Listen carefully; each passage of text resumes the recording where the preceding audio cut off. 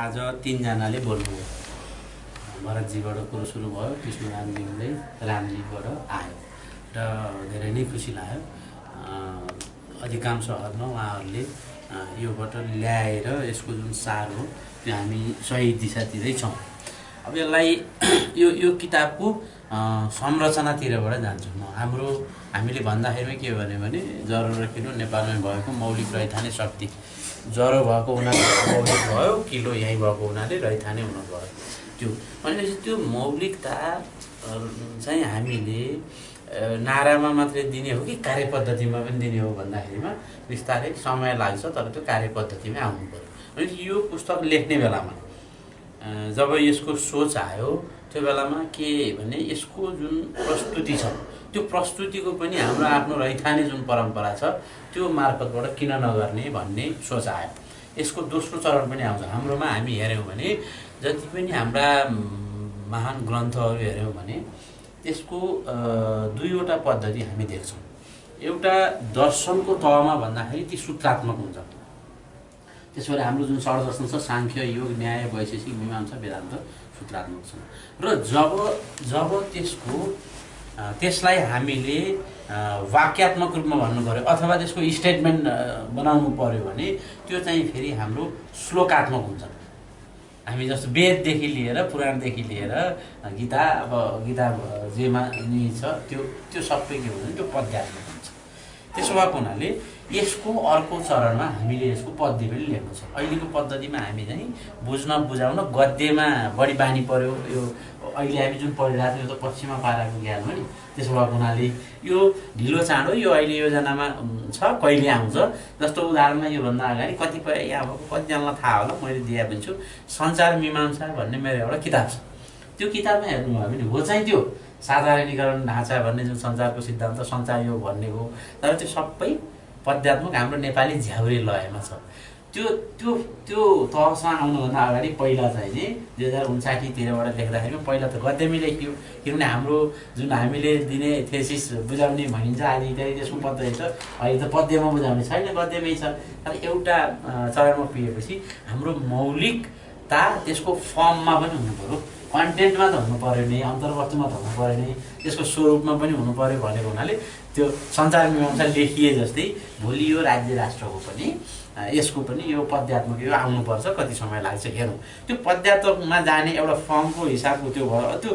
त्यो संरचनासँग जोडिएको अर्को पक्ष भनेको चाहिँ के हो भने कुनै पनि कुरोलाई कसरी प्रस्तुत गर्ने भन्ने हाम्रो एउटा विशिष्ट तरिका छ। हामी हेऱ्यौँ भने जस्तो यो वैदिक दर्शन, आस्तिक दर्शन 6वटा मध्ये सांख्य, योग, न्याय, वैशेषिक, मीमांसा, वेदान्त भनियो।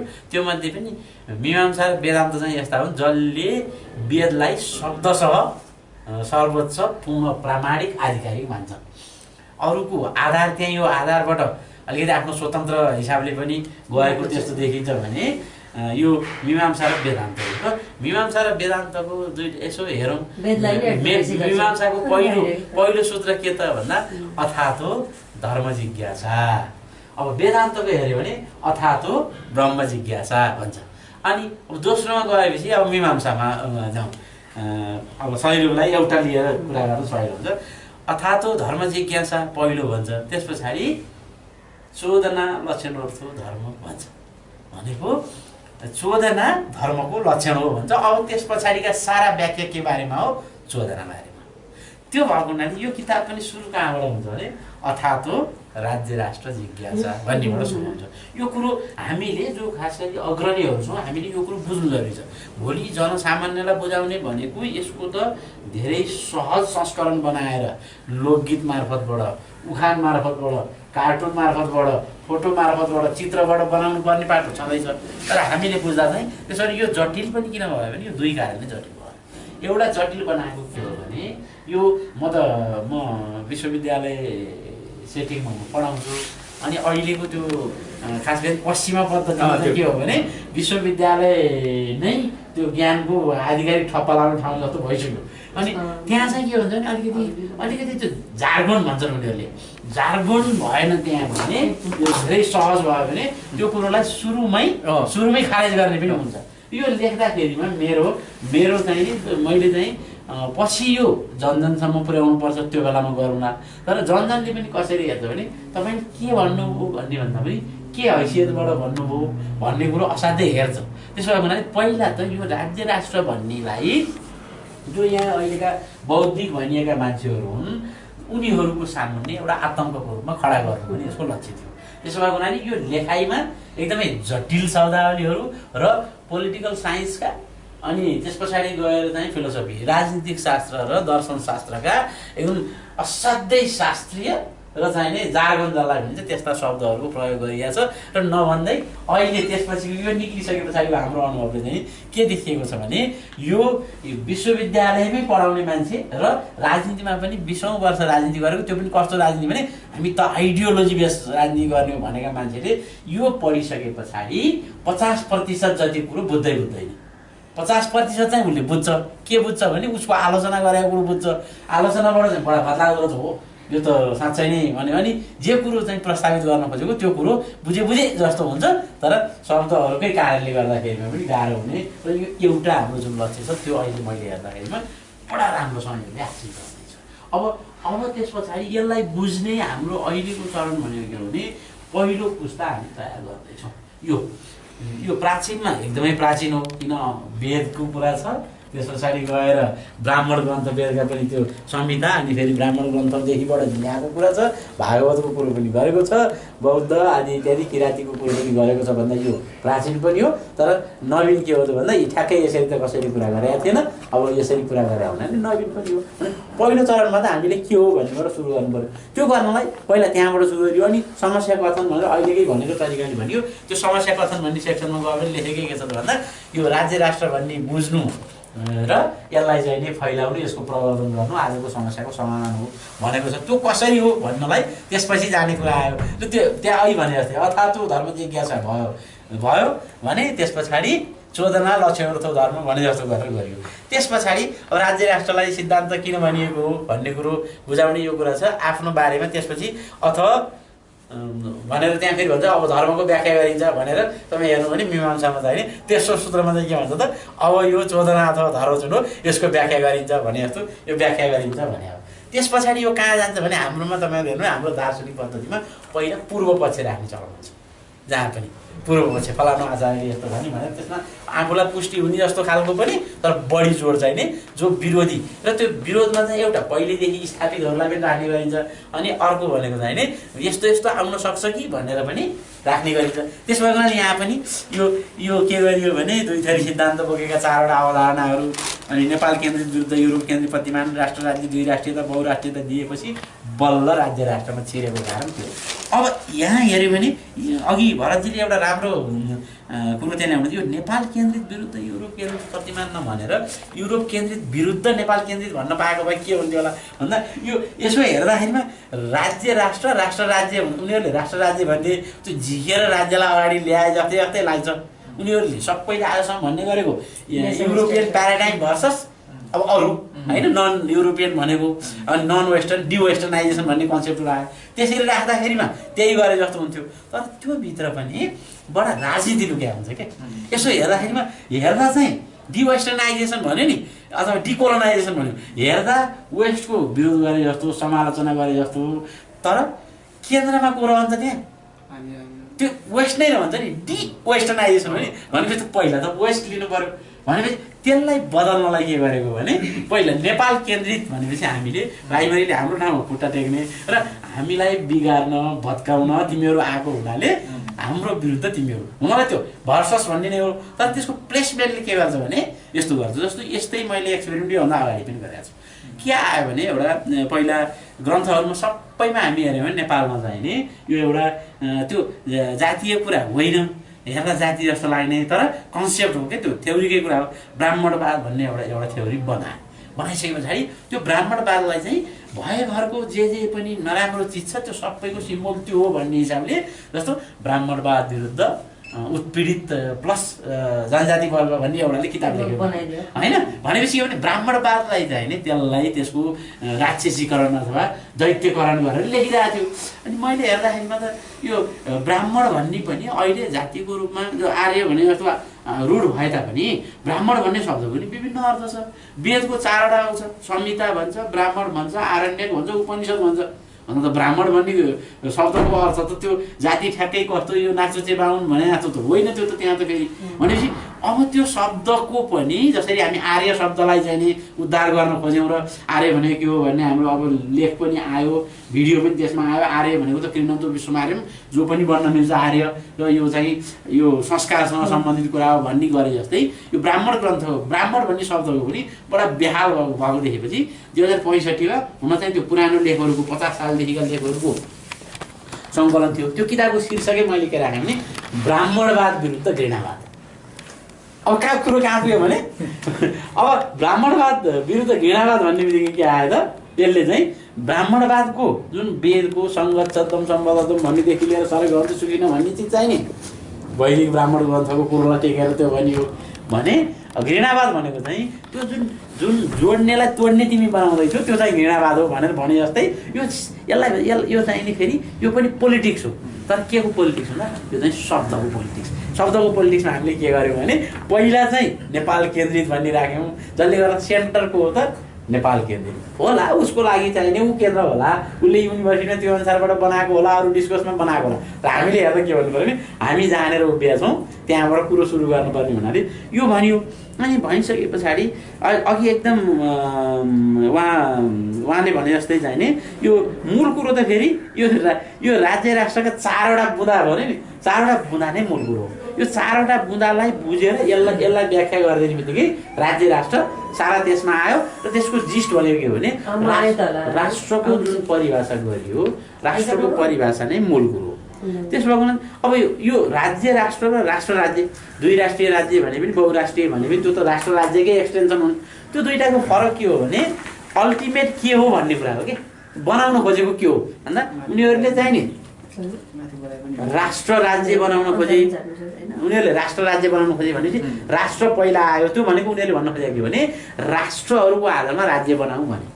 अब राष्ट्रको परिभाषा कसरी गरे भन्दा त्यही रेस, इथनिसिटी आदि इत्यादिको भरमा भन्दा त्यो प्रस्थान बिन्दु चाहिँ रेस इथनिसिटी भयो, जरो चाहिँ त्यो भयो र उनीहरूले किलो चाहिँ के किलो ठोकेको चाहिँ के भयो राज्य भयो भनेपछि त्यसो भएको हुनाले उनीहरू जहिले पनि सर्वसत्तावादी राज्यवादी त्यो हुने र यो जुन तानाशाही शासन व्यवस्था आउने, त्यसपछि राज्यले चाहिने राज्यको साधन स्रोत सबै केन्द्रित हुने, त्यसपछि हिंसाहरू चाहिने फैलिने आदि इत्यादि कारण चाहिँ के हो भने उसको राज्य चाहिँ उसको अल्टिमेट गोल हो, पावर के जसरी हुन्छ पावरमा पुग्नै पर्यो भन्ने उसको सेन्ट्रलाइज कन्सेप्ट हो। र त्यो अनि पावर भएपछि ऊ करप्ट हुने, ऊ चाहिने नृशंस हुने, तानाशाह हुने त्यो हो। त्यसो भएको उसले तर यता पनि राज्य राष्ट्र भनेको चाहिँ उसले के भन्छ भने हेर राज्य भनेको चाहिँ प्रस्थान बिन्दु हो। राज्य कसरी बनेको छ भन्दा इतिहासमा फरक ठाउँमा अलग अलग तरिकाले बनेका छन्, तर व्यवहारिक यथार्थ पनि बनेका छन्। आज नेपाल होला हामी मात्रै कसैलाई सुगौली सन्धि मन पर्ला, कसैलाई मन नपर्ला, तर आजको व्यवहारिक यथार्थ के भने सुगौली सन्धि पछाडि नेपालको एउटा भूमि त निश्चित भएर त बसेको छ। यो भूमिमा विभिन्न प्रकारका जाति प्रजाति भाषाभाषी हामी त बसेका छौँ र मित्र फेर्न त मिल्थ्यो होला, छिमेकी फेर्न मिल्दैन, घरको जहान पनि फेर्न मिल्दैन, परिवार पनि फेर्न मिल्दैन भने हामी त सँगै बस्नै छ भनेपछि अब यसले के भन्यो भने त्यसो भए जुन यो नेपाल भन्ने भू राजनीतिक वैधानिकता प्राप्त इन्टिटी हो नि, यो खास गरी युएन आदि सिस्टम र अन्तर्राष्ट्रिय ल आए पछाडि त अझ सजिलो भयो। पहिला जस्तो चाहिने ऊ छैन, त्यसरी एकले अर्कालाई चाहिँ आक्रमण गरिहाल्ने धेरै कम छ त्यो भनेपछि एक किसिमको स्थिरता पनि आएको हुनाले अपरेसनल्ली प्रायोगिक रूपमा व्यवहारिक रूपमा के भयो भने राज्यको आधारलाई लिएर कुनै पनि कुरा परिभाषा गर्नलाई सहजताको अवस्था आइ पनि सकेको छ भनिसके पछाडि पहिला पनि त्यस्तै हो। पहिला पनि हाम्रो हेऱ्यो भने बडा राम्रो उदाहरण अघिदेखि नै आयो कि यहाँ नेपाल मण्डलको उदाहरण आयो।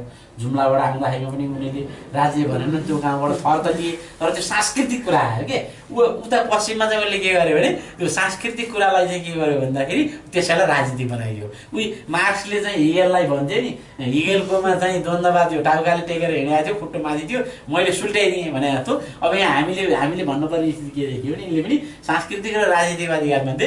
यो कुन सांस्कृतिक अधिकार चाहिँ टाउको हुनुपर्ने, हिँड्न पर्ने चाहिँ नि राजनीतिक अधिकारले हिँड्न पर्ने। तर यिनीहरूले के गरे भने आइडेन्टिटी पोलिटिक्स भन्ने चिज ल्याएर यो नाकको भाषा भेष आदि इत्यादिको आधारमा गरेको हुनाले यो चाहिँ नि टाउकाले चाहिँ टेकेर हिँड्न थाल्यो, त्यसले पनि मुभमेन्ट दिनुपर्ने। अनि त्यस पछाडि चाहिँ नि खुट्टो त माथि पारिदिए, जसले गर्दाखेरि त्यो राजनीतिक अधिकार त्यो त के हुन्छ, टाउको तल परेपछि खुट्टो त माथि त फत्रै फत्रै मात्रै गर्न सक्छ नि त, त्यसले त कुनै परिणाम दिन सक्दैन भन्दा उल्टिएको अवस्थामा हामीले यसलाई ल्याउन खोज्यौँ। त्यो ल्याउने आधार के हो भन्दा हामीले एउटा यसको आधार हामीले के हेर्यौँ भने एउटा चाहिँ नि साइन्समा भन्छ फल्सिफिकेसन भन्छ कि कुनै पनि सिद्धान्त सहयोगी भेटेको भन्नुलाई के हेर्ने साइन्समा भनेको त्यो चाहिँ नि गलत हो। अनि जसले चाहिँ युनिभर्सालिटीको चाहिँ क्लेम गर्छ नि संसारभरि मेरो कुरो सही हो भन्ने देखाउनलाई उसले चाहिँ 100% त्यो कुरो लागु भएको देखाउनुपर्छ भने त्यसलाई चाहिँ गलत साबित गर्न एउटा मात्रै उदाहरण देखाइदिए पनि पुग्छ। त्यसो भएर उनीहरूको जुन भन्यो नि हरेक यो जातिबाट राष्ट्र बन्छ र हरेक राष्ट्र राज्य बन्नुपर्छ भन्ने कुराको हामीले देखाइदिने के हो भने अन्त छोडिदिए तेरै ठाउँमा पनि अहिले बन्दैन र संसारभरिमा युरोपका केही निश्चित देशहरू बाहेक अन्य त पहिला पनि बने होइन भन्ने बित्तिकै यतिले सफिसियन्ट के भयो भने तेरो थ्योरी युनिभर्सल थ्योरी होइन, कहीँ कहीँ बन्यो होला, एउटा निश्चित समयमा बन्यो होला, अब बन्दैन भन्ने। अनि त्यस पछाडि त्यसमा कसरी बन्छ त भन्न अर्को दोहोरो पाटो फल्सिफिकेसन पछाडि के हुन्छ नि अब अल्टरनेटिभ हाइपोथेसिस चाहियो नि कसरी भन्दाखेरिमा चाहिँ अर्को ठाउँमा कसरी बनिएको छ त भन्दाखेरिमा हामीले प्रशस्त यहाँ उदाहरण के देख्यौँ भने एउटा राष्ट्र राज्य भन्नेबाट काम नगरेको राष्ट्र राज्यको कारणले गर्दाखेरिमा इजरायली प्यालेस्टिनदेखि लिएर हुतु तुसीदेखि लिएर अनि त्यस पछाडि गएर यता यो कुर्दहरूको कुरादेखि लिएर अनि यहीँ पनि भारत पाकिस्तान त बन्यो तर फेरि भारतबाट खालिस्तान चाहिँ बन्ने बेलामा बनाउनु हुँदैन भन्ने जुन कन्सेप्ट आयो अहिले पनि जम्मू कश्मीरको चाहिँ कन्सेप्ट आइरहेको छ। संसारभरि कुनै पनि देशले अहिले त्यो छोड्न खोज्दैन भन्ने बित्तिकै त्यो अपरेसनली काम नलाग्ने रहेछ अथवा काम लगाउन खोज्यो भने युगोस्लाभियाको केस जस्तो यस्तो धेरै समस्या आउँदो रहेछ भन्ने त्यो उदाहरणले। अर्को चाहिँ नि फेरि सक्सेस स्टोरी हुन्छ नि सफलताको हाम्रो नेपाल मण्डलको कुरादेखि लिएर समग्र भारतवर्षको कुरा गऱ्यो भने पनि त्यहाँ पहिलेदेखि नै सांस्कृतिक अधिकारलाई कसरी गरिरहेको छ र यो चाहिँ नि राजनीतिक अधिकारलाई कसरी गरिरहेको छ भन्ने आधारबाट हेर्दा यसले के गर्यो भने विपक्षी जुन चाहिँ नि हाइपोथेसिस हो त्यसलाई फल्सिफाई गरिसके पछाडि अनि आफूसँग भएको संसारको विभिन्न कुराहरूले इभिडेन्स दिएर वैधानिकता चाहिँ त्यसले देखायो स्थापित गर्ने भयो। यो दुईटा तरिकाबाट जान्छ कि एउटा अर्को काट्ने आफ्नो पुष्टि गर्ने यो चाहिँ नि यो देखिसके पछाडि यसले अब के भन्यो भने त्यसो हो भने हाम्रोमा के हो भने एउटै चिजको भन्न त एउटै चिजको धेरैवटा नाम त नहुने होइन नि। उही व्यक्ति पनि मलाई घरमा छोरीले चाहिँ नि बाबा भन्छन्, श्रीमतीले श्रीमान भन्छन्, आमाले छोरा भन्नुहुन्छ, भान्जा मान्छे आयो भने मामा भन्छन् भनेपछि मान्छे म एउटै हुँ होइन। यता युनिभर्सिटीमा पढाउन जाँदाखेरि सर भन्ने भन्छन्। त्यसरी मान्छे एउटै हो तर फरक फरक संज्ञा हुन्छ भने जस्तै चिज एउटै हो।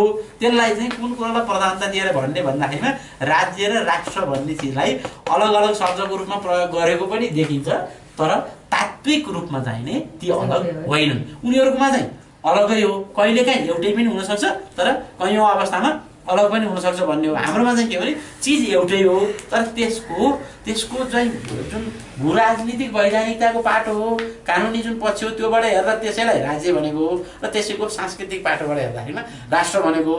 र त्यो मध्ये पनि बढी जोड कसलाई दिनु पर्यो त भन्दा त्यो अघि भने जस्तै कहाँबाट प्रस्थान के हो, साधन के हो र साध्य के हो भन्दाखेरिमा उता चाहिँ राष्ट्रलाई उनीहरूले साधन बनाए, राज्य नै साधन भयो। हाम्रोमा चाहिँ के हो भने राज्य भनेको चाहिँ त्यो एउटा डिफिनिसनको लागि बनाइएको सुरुमा लिइएको एउटा आधार भएको हुनाले त्यो चाहिँ साधन हो। साध्य चाहिँ के हो भने हामी सबै बिचमा जति विविधता छ जति अनेकता छ त्यो सबै बिचबाट पनि हामी सँगै छौँ, सँगै मिलेर बस्नुपर्छ र त्यो त्यसैको समन्वित स्वरूप कसरी आउने भयो त एउटा त्यो ठाउँको जुन भू राजनीतिक वैधानिकताले गर्दा एउटा ठाउँ त निश्चित फलान ठाउँ भन्ने त हुनु पर्यो। त्यतिले मात्रै हुने भयो त अन्टार्कटिका पनि राज्य हुन्थ्यो, राज्य त होइन त्यो, त्यसको त भूमि त छ तर त्यहाँ के छैन भने फेरि त्यहाँ जुन सांस्कृतिक पाटो हो त्यो छैन भनेपछि कुनै पनि राज्य राष्ट्र जसलाई भन्यो त्यो हुनलाई चाहिँ दुइटै कुरो चाहियो, समन्वित हुनु पर्यो। अनि संस्कृति मात्रै भएर हुने भएको भए त्यो अहिले हुन्छ भनिदिएको हुनाले नै कुर्दहरूलाई त्यत्रो समस्या परेको के हो भने एकातिर कुर्द आफै पनि सन्तुष्ट छैन, तिनवटा देशमा टर्कीमा छ, सिरियामा छ, इराकमा छ। अनि सँगसँगै उनीहरूको भन्दा बढी अझ दोष यता शासकहरू जो छन् उनीहरू पनि के त्रसित हो कि खास ओहो यो त चाहिँ नि राष्ट्र राज्य भन्ने कन्सेप्ट छ, यो कुर्द चाहिँ नि तिनतिर छरिया छ, यसले चाहिँ नि हाम्रोबाट टुक्रिएर लगेर आफ्नै कुर्दिस्तान बनाउँछ कि भनेर त्यसलाई उसले पनि दुःख दिइरहेछ। बिचरा दुःखी चाहिँ को भइरहेको छ कुर्दिसहरू। अहिले बलोचिस्तानको त्यही केस उमा पाकिस्तानमा पर्छ, अफगानिस्तानमा पनि पर्छ, इरानमा पनि पर्छ। तीनटै देशमा त्यसलाई हानै छ। अब किनभने दोहोऱ्याइको मनमा छ त्यो बलुचिस्तानलाई अथवा उता कुर्दिस्तानलाई पनि भित्री मनमा के छ भने यो अफगानिस्तान छ, इरान छ अथवा पाकिस्तान छ, यो हामी त होइन होला हो, हामी त भन्दैमा बलुचिस्तानी भनेको छ। अनि उसले पढेको युनिभर्सिटीमा पढेको थियो के भन्छ बलुचिस्तानी हो त यो राष्ट्रियता हो, त्यसबाट छुट्टै देश चाहिन्छ भनेको। यो जुन आयो नि सर राज्य राष्ट्र भन्ने यसको पोलिटिकल्ली मुभमेन्ट हामीले गर्न खोजेको चाहिँ खास के अब हामीले जोड्न कहाँ जोड्ने नेपालमा चाहिँ अहिले हामीले जोड्न खोजेको चाहिँ के भने हामीले चाहिँ गर्न खोजेको के हो भने नेपालमा जुन विविध जाति समुदायहरू छौँ त्यो विविध जाति समुदायहरू सँगै बस्नुपर्छ भन्न त भनियो, तर कसरी बस्ने त भन्दाखेरि विभिन्न मोडल। एउटा भनेको इमोसनल अपिल गर्ने होइन, हामी सँगै बसौँ त्यो इमोसनल अपिलले काम गर्दैन होइन, कामै गर्दैन अहिलेसम्म त्यो भयो। अर्को भनेको के हो भने हामी चाहिने होइन आफ्नो एरिया छुट्याउँ र छुट्टै बसौँ, जसले गर्दा मिनिमम इन्टरभेन्सन होस् अनि एकअर्काको चाहिँ स्वार्थमा धक्का लाग्यो भने त बसिएला नि भन्ने एउटा हो। तर के हो भने अहिलेको युगमा यति कनेक्टेड युगमा त्यसरी बस्नु पनि सम्भव छैन, जुन बहुराष्ट्रियताको कुरा आयो त्यसले। अर्को भनेको पनि हामीसँग बस्ने हो भने बस्ने आधार के हो त नि, किनभने यो संसारमा जुन कुनै पनि कुरो पहिला यसो हेर्दाखेरिमा त्यो व्यवहारिक कुराको पनि पहिला एउटा मापदण्ड एउटा प्रतिमान प्याराडाइम जसलाई पश्चिममा गर्दैन त्यो नबनिकन त्यो चिज मान्छेले लागू गर्दैन, लागू गरे पनि केही समयपछि त्यसलाई जस्टिफाई गर्न नसकेर त्यो हराएर जान्छ। भनेपछि हामीले भने नेपाली एक ठाउँमा बस्ने सैद्धान्तिक दार्शनिक आधार के हो त भन्ने हेर्दाखेरि यो राज्य राष्ट्र भन्ने आयो। यो राज्य राष्ट्रले के गर्ने भयो भने आजसम्म मान्छेका दिमागमा नाक हेरेर आँखा हेरेर चुच्चो थेचो भएर चिम्सो हो कि ऊ भनेर वर्ण हेरेर अथवा भौगोलिक हेरेर यो भौगोलिक हुने बित्तिकै हामी फरक हुनुपर्छ भन्ने जुन भित्री मनमा चाहिँ एउटा अहङ्कार छ नि आफ्नो किसिमको, हामी तमुवान मगरात लिम्बुवान अथवा मधेसाली इत्यादि अथवा बाहुन छेत्रीकै मनमा पनि होला। यो हिसाबले आज पहिला चाहिँ त्यो दिमागमा भएको त्यो खोटपूर्ण विचारलाई मेट्नु छ क्या, यसले पहिलो इन्टरभेन्सन गर्ने त्यहाँ। त्यो इन्टरभेन्सन गर्नलाई अघि भने जस्तै दुईवटा कुरो देखाउने यसले, एउटा राष्ट्र राज्य भन्ने, दुई राष्ट्रिय राज्य बहुराष्ट्रिय राज्य भन्ने जहाँ भनियो ती ठाउँमा के समस्या आए, कस्तो विध्वंस मचियो, खास गरी अझ यो डेन्जरस कुन बेलामा हुन्छ भने यदि यो भूमिभित्र भएको जस्तै एउटा सानो एकाइ जस्तै एकाइ अर्को देशको सरहदमा पनि पर्दछ भने अझ खतरनाक हुँदछ भन्ने कुरा त्यो कुर्दको पनि समस्या हो होइन। जस्तो नेपालमा पनि अहिले मैले यो तराईवाला राजनीति गर्नेवाला मलाई भेट्दा मैले भनिदिन्छु, सिके राउत जति बढेर स्वतन्त्र मधेस बन्नु भनेको यो नेपालमा त बरु चाहिँ नि केही 1-2 करोड 1.5 करोड उनीहरूले भने त सबै मिसाएर भन्दा खास त 40-50 लाख मान्छेको माग हो त्यो। त्यस्तै ठ्याक्कै अहिले सिके राउतले जनकपुरमा बसेर जो मान्छेको बिचमा त्यो अभियान गर्दैछ त्यस्ता मान्छे इन्डियामा 8 करोड छन्, नेपालसँग जोडिएका केही जिल्ला छन्। र जुन दिन उसले देख्छ कि ओहो यस्तै ठ्याक्कै कुरा गरेको उतापट्टि छुट्टै देश बन्दैछ भन्यो भने ती मान्छेको जुन यो सङ्कीर्ण अहङ्कारवाद हो नि त्यो चाहिँ आकर्षित हुन थाल्छ। त्यो प्रत्यक्ष उदाहरण हामी श्रीलङ्काकै कुराबाट सुरुमा उसले के ठाने भने सिमालाहरूलाई साइजमा ल्याउनलाई यो तमिलहरूलाई उठाइदियो भने ठिकै हुन्छ होला भनेर सहयोग पनि गर्यो। तर पछि के देखियो भने त्यहाँको अलिकति तमिल चाहिँको कारणले गर्दा यताको तमिलनाडु पुरैमा स्वतन्त्र देश हुनुपर्छ भन्ने चाहिने त्यो महत्त्वाकांक्षा जागेर आएपछि इन्डिया आफैले आर्मी परिचालन गर्यो र यो कुरो प्रष्ट लेखेर राखेको हुन्छ। जति नेपालमा चाहिँ स्वतन्त्र मधेस भन्ने बढ्छ नि अन्ततोगत ती मान्छेलाई इन्डियाले नै आर्मी पठाएर उसैले बुझ्छ। तर त्यो गर्ने क्रममा के हुन्छ भने त्यहाँ बसेका मधेसी पहाडी जे हुन् सबै थरी र त्यसको धक्का बाँकी अन्य भूभागमा समेत आएर अकल्पनीय क्षति हुने हुनाले हामीले एउटा कुरो के बुझाउनु पर्ने छ भने जसलाई कसैलाई यो विभेदहरू समस्याहरू जुन छन् यो तात्कालिक विभेद समस्याको कारणले गर्दाखेरि पनि त्योभन्दा पनि ठुलो चाहिने बाटोतिर खाडलतिर आगोतिर हाम फाल्ने तिर लाग्ने हो कि भन्ने जुन चाहिने सङ्केत देखिएको छ, सानो समूह लाग्छ ठुलो लाग्छ त्यो समयक्रममा देखिने कुरो भयो, उसलाई हामीले बुझाउन सक्नु पर्यो। जहिले पनि त्यो खालको कुरा गर्नेबाट जनसमुदायलाई चाहिँ अलग्याउने बित्तिकै जनसमुदायमा यो शरीरताको कुरो लाग्ने बित्तिकै ऊ पनि एक्लो हुन्छ, गर्न सक्दैन। भने पहिलो हाम्रो काम के हो भने के खोट छ त नि यो दुई राष्ट्रियता बहुराष्ट्रियता भन्नेमा के खोट छ भन्ने कुराको निराकरण गर्ने र त्यो कुरो बुझाउने। अर्को के हो भने हाम्रो परम्परागत रूपमा हजारौँ वर्षको इतिहास छ नि, यहाँ त वैदिक कालदेखिको कुरो छ।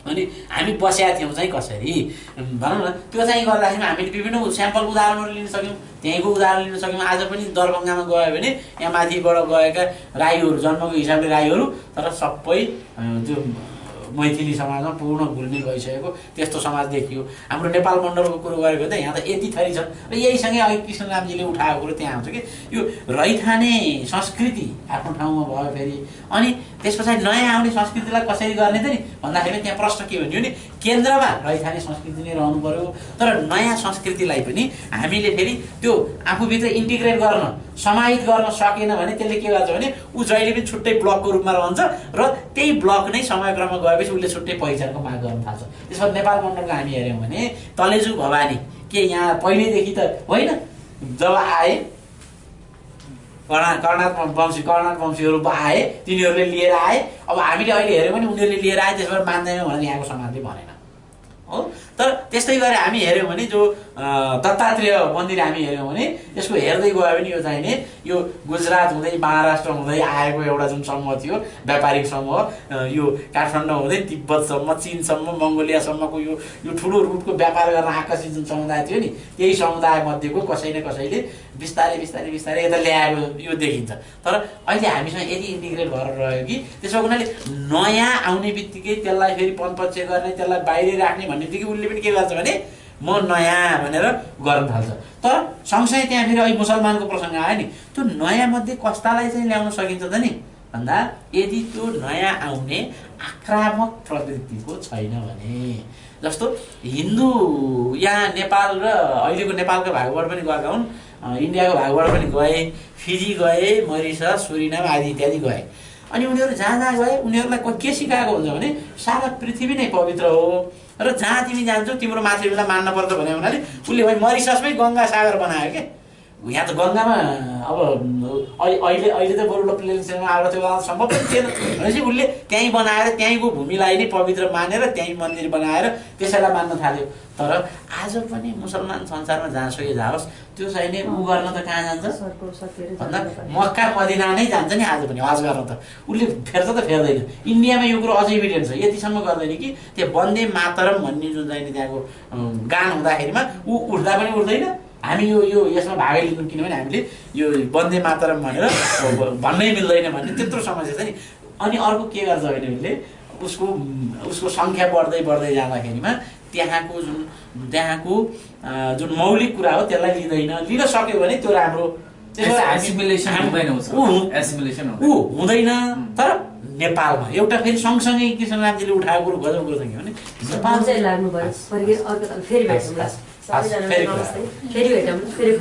अनि नेपालमा जुन चाहिँ नि चुरेटा समुदाय भन्यो नि यो मुसलमानको जुन 600 अथवा 400 300 200 वर्षदेखि बसेको त्यो हेऱ्यो भने चाहिँ त्यसले के गर्यो भने भन्दा मात्रै मूल हाम्रो मुसलमानबाट आएका थियौँ भन्ने हिसाबले त्यसले केही समय अगाडिसम्म अब बिस्तारै अहिले आएर बल्ल यो अरबाइजेसन क्या अरबीकरणले गर्दा मात्रै नत्र दसैँ पनि मान्थ्यो तिहार पनि मान्थ्यो होइन टिका लगाउनु पऱ्यो पनि लगाइदिन्थ्यो तर सँगसँगै उसले अल्लाह पनि मान्थ्यो।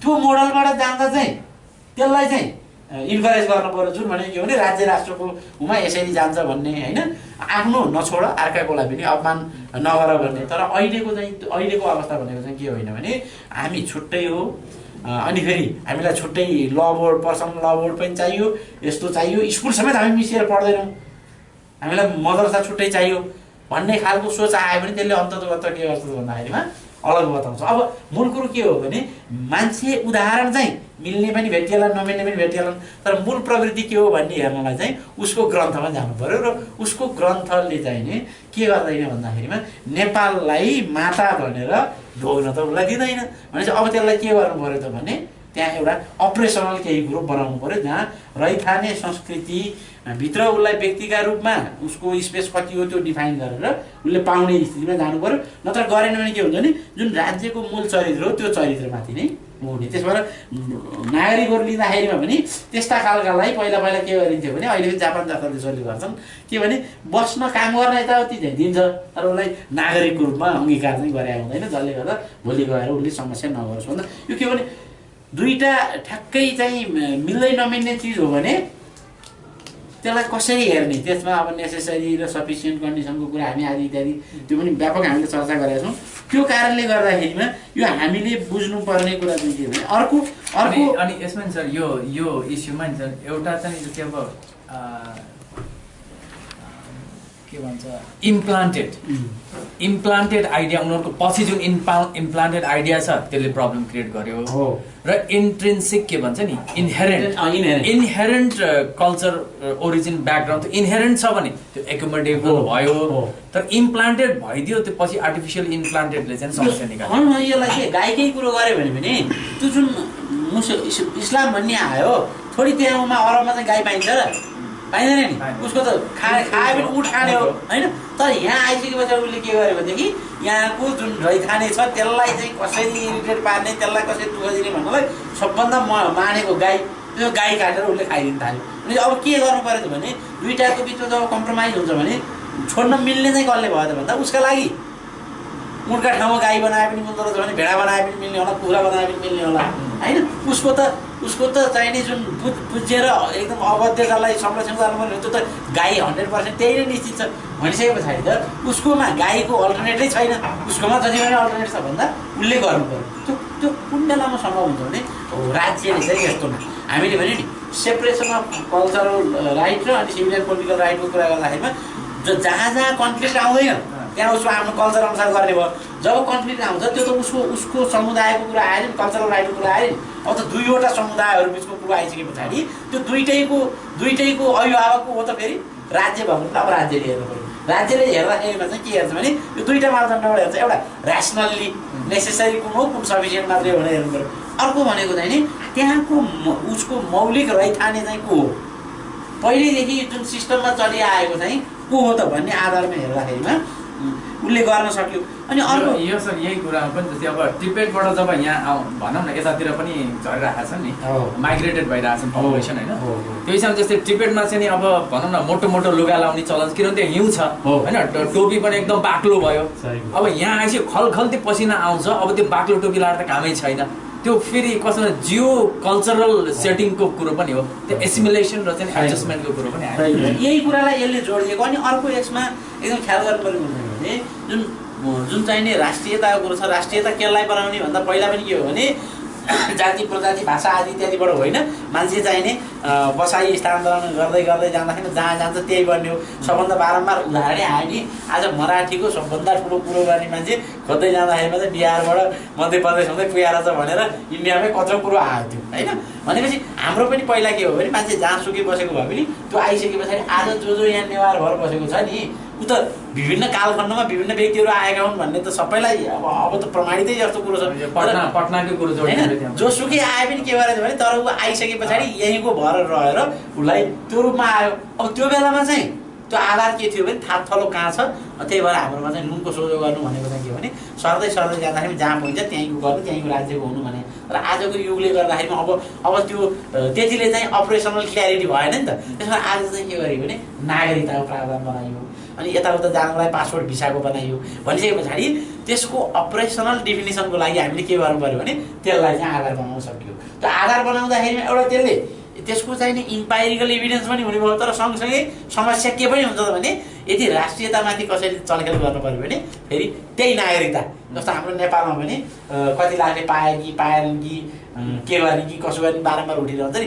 अन्त त्यो आजको युगको व्यवहारिक यथार्थ हो कि नागरिकताको प्रमाणपत्र अपरेसनल डिफिनेसनलाई त्यो व्यवहारिक पनि हो, सँगसँगै त्यसमा जटिलता पनि छन्। भन्दा त्यो जटिलतालाई कसरी सम्बोधन गर्ने भन्नेमा पनि यहाँ विस्तृतमा त चर्चा गर्नु परेको कारण थियो। यो नागरिकताको सवालमा सर अब जस्तै कसैले कुनै देशको नागरिकता लिन्छ भनेदेखि त अब त्यहीँको चाहिँ कल्चर कस्टम सबै एभाइड गर्नुपर्ने भयो। एउटा सिभिल एन्ड पोलिटिकल राइट त उसले पूर्णतः त्यहीकै आधारमा मात्रै गर्ने हो होइन, ऊ जहाँ छ जहाँको नागरिकताले त्यही आधारमा गर्ने हो। अनि कल्चरल उमा पनि उसले के गर्ने हो भने अब ऊ त पछि गएको हुनाले उसले त नेगोसिएसन गर्ने हो। त्यसो भएको हुनाले हामीले चाहिँ नेपालमा हुँदाखेरिमा दसैँमा 15 दिन बिदा पाएको थियो भने अमेरिका जाँदाखेरिमा 15 दिन उसले तहिलेसम्म पाउँदैन जबसम्म डेमोग्राफिकल्ली त्यहाँको समुदायले उसलाई त्यही हैसियतमा उसले महसुस गर्दैन। भन्दा अब त्यसको पद्धति के भने हाम्रो पुरानो पद्धति चाहिँ के हो भने अर्ग्यानिक पद्धति चाहिँ त्यहाँको समाजमा रहँदै बस्दै भिज्दै जाँदाखेरिमा आफू स्वतः त्यहाँको सांस्कृतिक सेन्ट्रल स्टेजमा पनि आइपुग्ने हो क्या। आइपुगेपछि स्वतः त्यो बन्छ होइन।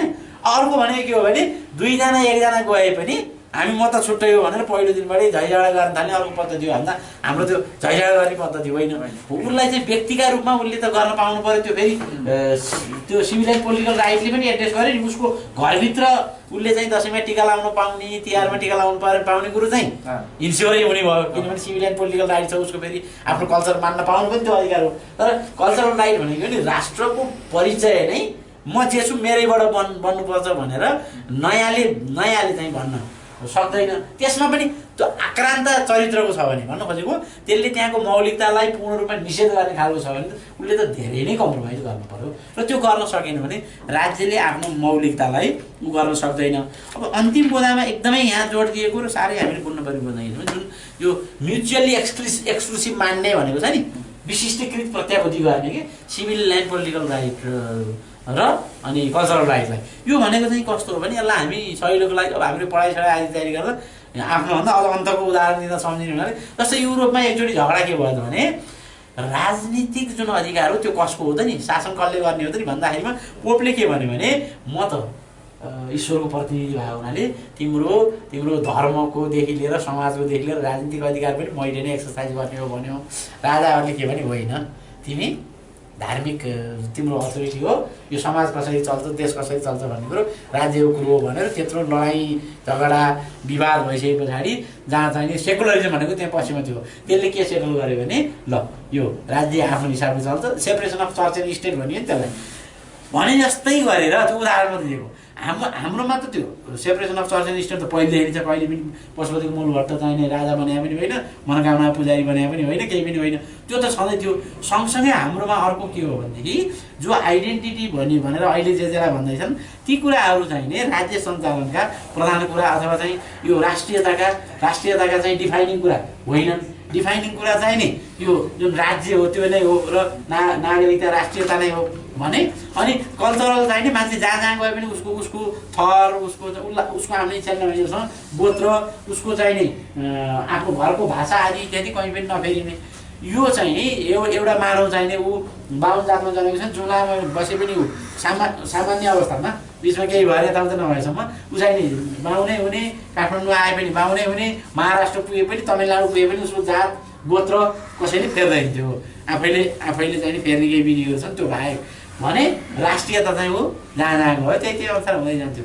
भनेपछि यो पद्धति चाहिँ नि आज पनि अमेरिकामै गएर बसे पनि यो Indian American, Chinese American, African American भने के हो त नि भनेको त्यहाँ चाहिँ नि त्यो गोत्रको ठाउँमा अब अहिले चाहिँ नि ऊ कहाँबाट आयो भन्ने एउटा कन्टिनेन्टको आधारमा बनायो भन्दा त्यो पहिचान त्यस्तो रहन्छ। तर त्यो पहिचान चाहिँ केका लागि भन्दा सांस्कृतिक आधारको लागि पनि त्यसका आधारमा उसले कुनै विशेषता गरेर म यस्तै गर्छु भन्नु भएन भन्ने कुरा हो। यो गर्ने बित्तिकै के हो भने जुन आइडेन्टिटी पोलिटिक्सका नाममा एउटा जाति अथवा प्रजातिका आधारमा हुने घृणा हो त्यसलाई पनि यसले निराकरण गर्ने भयो भने त्यो विशिष्टीकृत प्रत्याभूति गर्ने भन्ने कुरा चाहिँ त्यो व्यक्तिलाई म यहाँ बसेको हुनाले मेरो भाषा बोल्न नि पाइने, धर्म मान्न नि पाइने भन्ने पनि नहुने भयो, एक्सक्लुजन नहुने भयो। तर त्यसका न्युमा हुने झगडालाई पनि यसले छिन्दियो।